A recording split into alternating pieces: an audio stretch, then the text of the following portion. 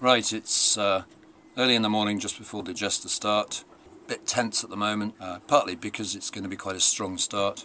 We'll just have to suck it and see, really. Just get out there and give it a go and see what happens. Good night's sleep last night and the night before, so I'm well rested. And yeah, time to go soon. All good.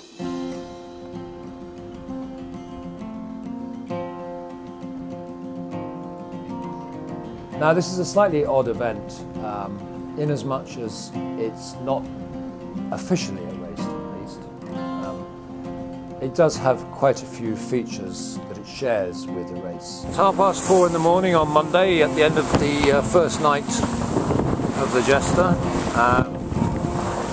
I dropped the camera, which is why there hasn't been any video before, but yesterday was quite boisterous to say the least.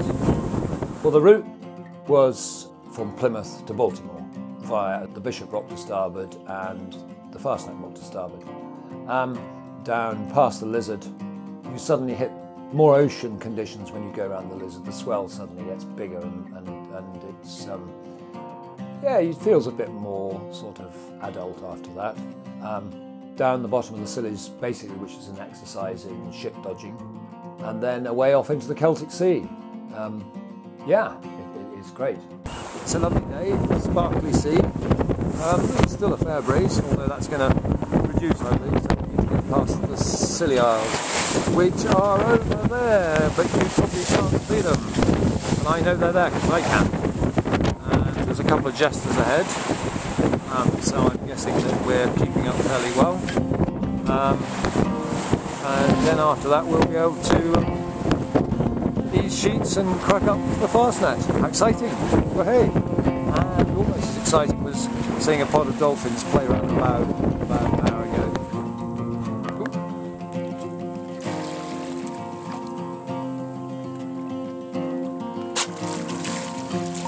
So very close, my God. Yep.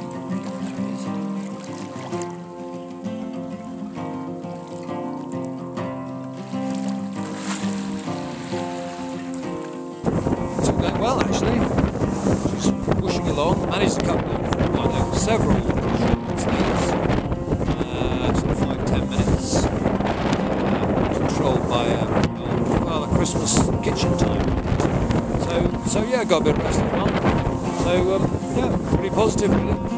Well, after yesterday's rather rough and boisterous day, shall we say, where I didn't eat much other than, well, I ate quite a lot, but it was all sort of bananas and cake and stuff. This morning for breakfast, it's just gone 6. I'm going to have a spicy sausage and pasta thingy, boil in a bag. And I'm going to stick it in my favourite thing, which is the jet boil there, like this.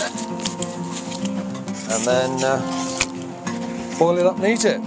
Yum yum! What a gorgeous night. Just getting ready for the second night out at sea.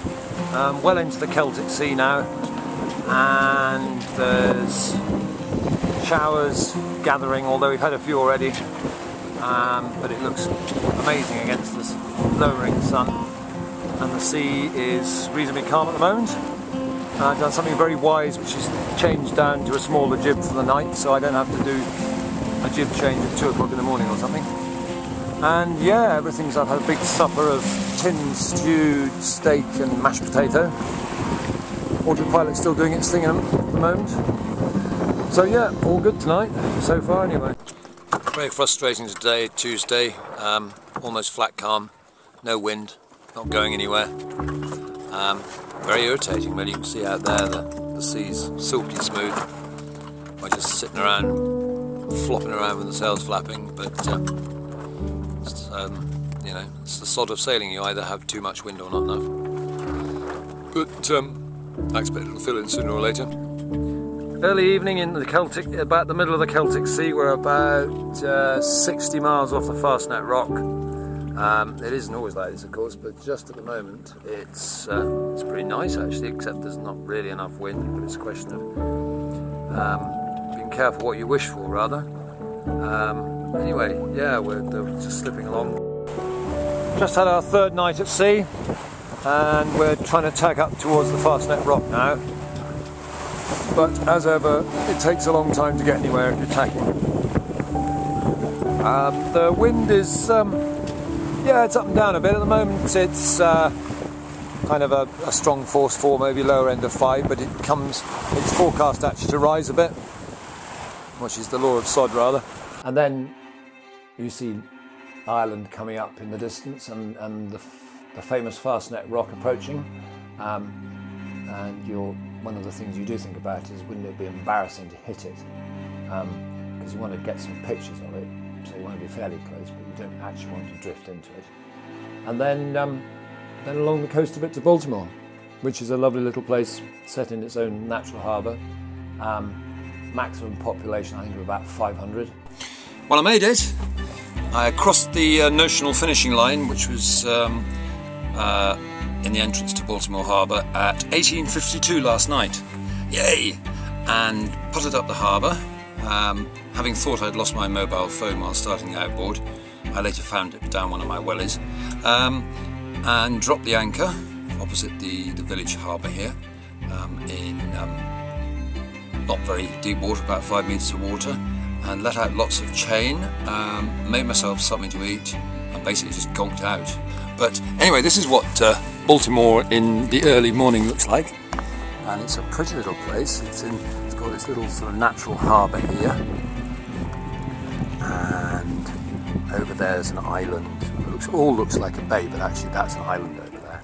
And then if you look over there, that's where we came in last night, round where those boats are. There's a point on the end of the entrances there. And then going round, there's actually a Jester there, anchored. And it looks like there's a trawler in the harbour there, just waiting to put to sea.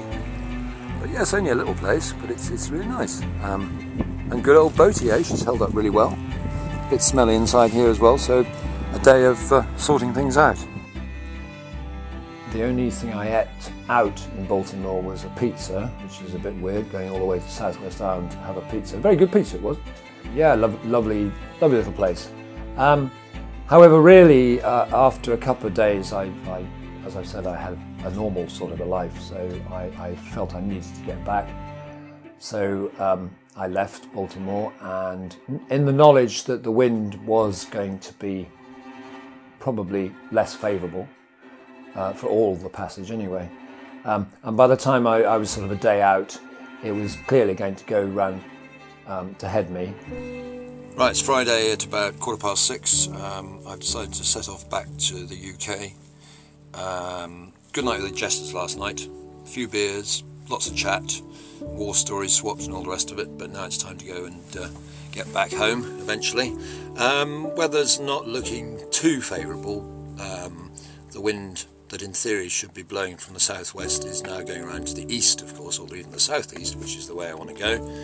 And for a period on Saturday afternoon, Sunday morning, it looks to be quite fresh, shall we say, so might take a bit of a pasting across the Celtic Sea, but my thought is that it's not actually going to change much in the next few days, so I need to just get on with it, you know, get out there and get on with it.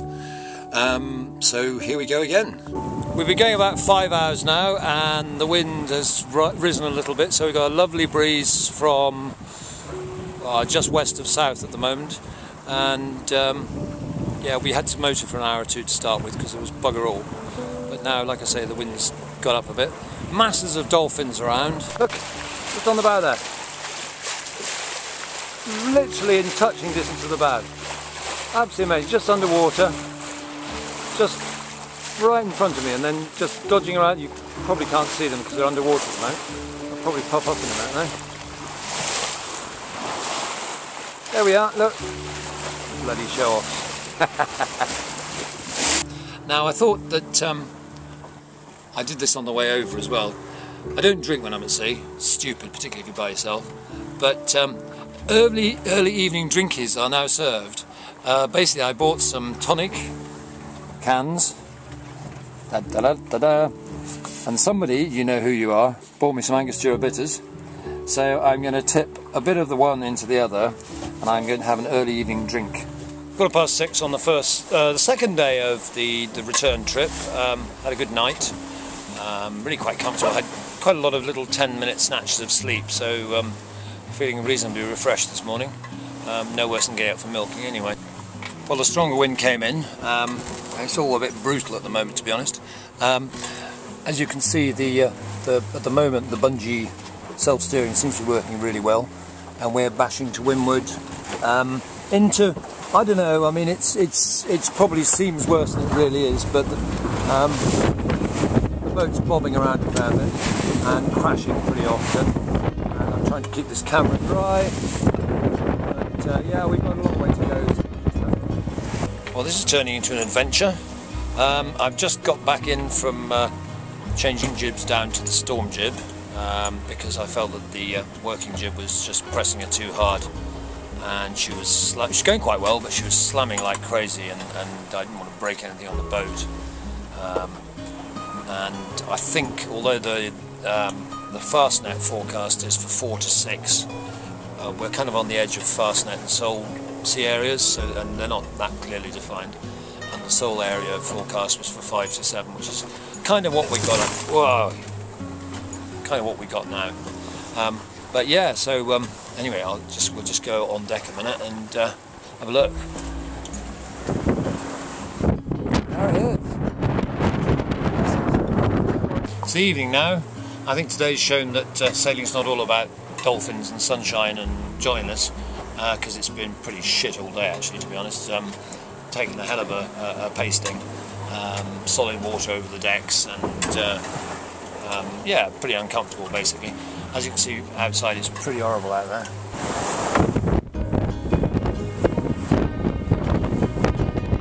Big old rollers coming in. I mean, as long as everything hangs together, it shouldn't really be a problem. And it's a good learning experience, you know, every day's a school day, and we'll just have to take it as it comes.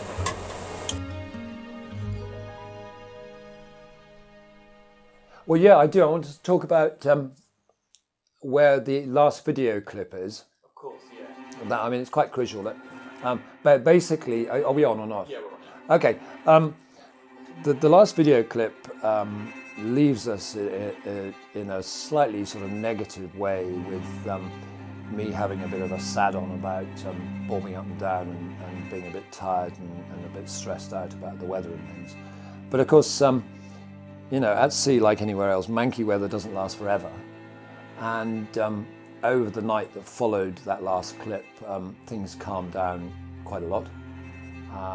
And as I may have said earlier, actually by the sort of halfway through the next day, they were almost too calm. And yeah, I mean, that video was of a moment in time. But generally speaking, it'd be a shame to think that it went from joy to disaster or joy to misery, because it didn't. It was a particular spot of time when perhaps yours truly wasn't feeling at its most positive. But yeah, it was kind of realistic, but I just wanted to make it absolutely clear that you know, things were completed successfully. To quote the famous Blondie Haslow quotation, which is, yachtsmen should learn to drown like gentlemen. It's up to you. Everybody has a right to drown, but you really can't expect to be, you know, spoon-fed by other people.